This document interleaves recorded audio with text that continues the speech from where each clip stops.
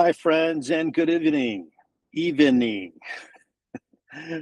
I'm Jason, your marketing professor, and welcome to another live session of the 60 Days to Hired Network. Tonight, we're going to talk about market research and how you can determine what's hot and what roles you should be applying for. Got my notes here. We're going to go over a lot of stuff this evening, so strap in.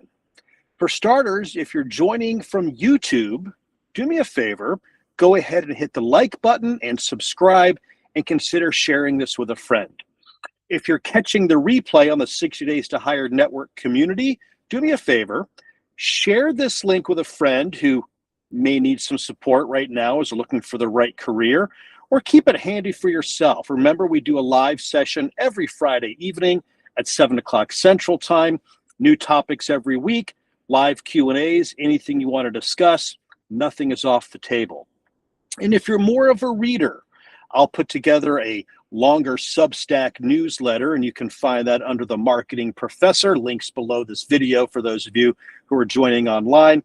And a shorter, bite-sized piece about this, I'll put that on Medium in the next 48 hours or so. So, what do you say we dive in and let's talk about market research? Here's one of the things worth considering when you're looking for a new role. Determine what the supply and the demand looks like. For example, if you have a particular skill set and you're applying for a job that everybody else is applying for, well, there's an abundance of you and there may not be a ton of opportunities. When there's more supply and less demand, well, it's going to be a buyer's market and employers aren't going to pay as much, and you're competing and you have to find unique selling propositions, and we'll talk more about that another time. However, if you can stay ahead of the trend and start to see what people are starting to hire for, you can put yourself in a position to get in on the ground floor and be one of those people that's sought after right away. Here's an example. If you were to go online right now and do a search for SEO expert, thousands and thousands of roles show up for people looking for search engine optimization experts. There's thousands of people that can do that.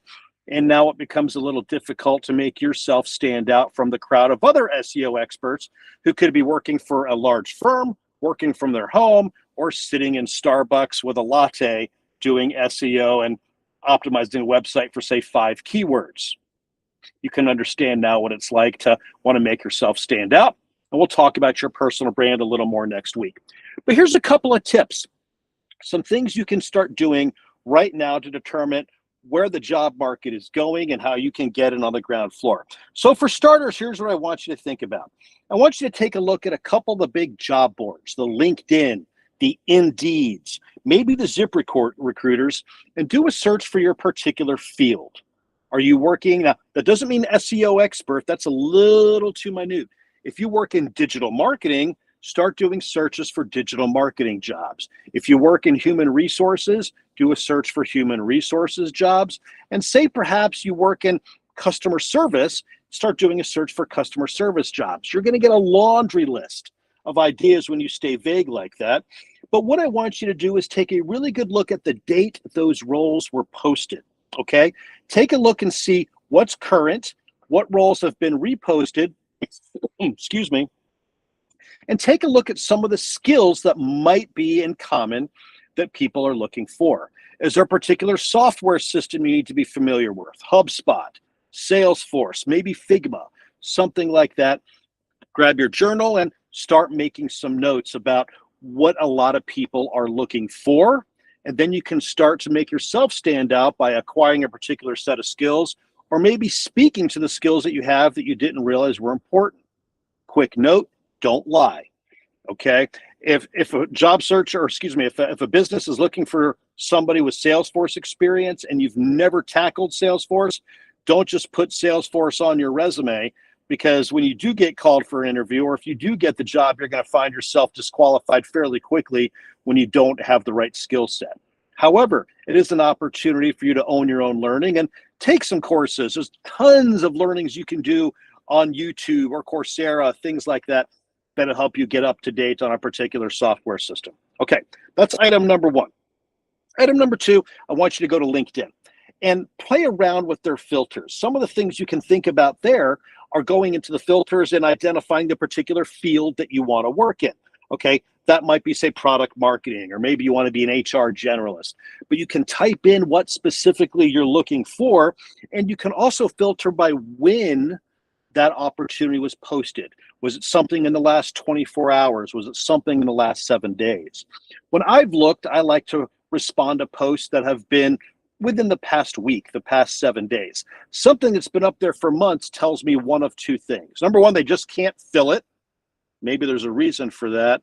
Or the recruiter's just not being very responsible with their post and leaving it up there. I've worked with some recruiters who've had both of those things happen. They keep the same post up there forever. And as a job seeker, you keep seeing the same thing and you're wondering, why can't this job be filled? And then suddenly, oh, shoot, I forgot. I haven't taken it down. Or it's, oh, yeah, I just, this job is terrible. The hours are long. The pay is little. The boss is a pain in the neck. And it becomes a deterrent. So take a look and see when that role was actually posted. And if you want, you can even filter by location. For example, if you're want to look for, say, a surfboard manufacturer, they might be in a Hawaii or a San Diego. If they're in Nebraska, you might wonder about what about that business is going to be successful in a landlocked state. Just some things to think about. Another thing you can do is take a look at some of the companies that you want to work for that are in the industry you're passionate about. I'm going to go back to digital marketing again.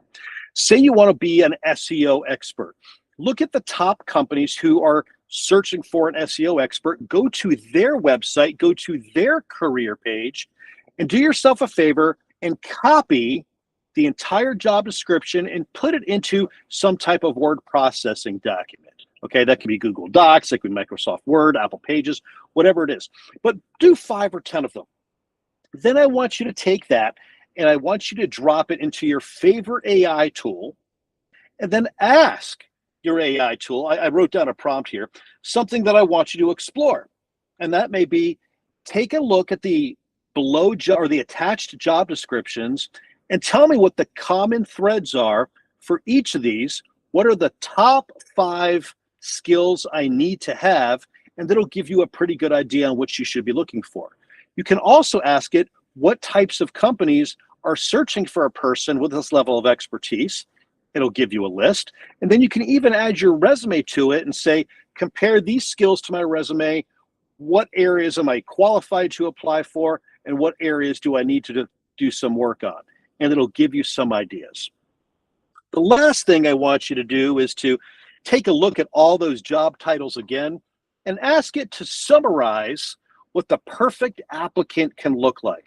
What skills, how long on the job, what type of geography they have, are they able to relocate, what are they worth, what is the salary?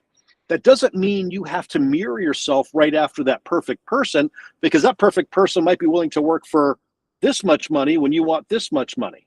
But then again, you can use your AI tool to say, hey, if the market average, I'm making this up, is $50,000 and I want $100,000, what can I do to make myself worth $100,000? Is it look in a different city? Is it enhance your skills? Maybe it's bring to light some skills that you didn't even realize you have.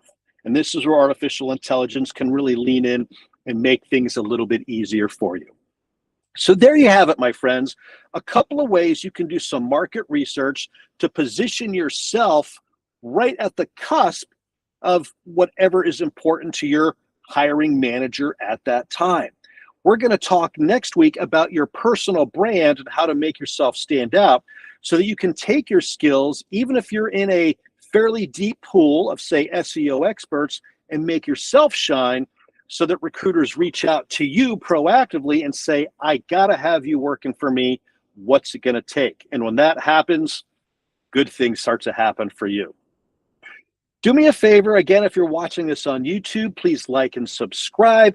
If you're joining the replay on the School 60 Days to Hired Network, share this link with a friend to consider joining me live every Friday evening at 7 o'clock Central Time.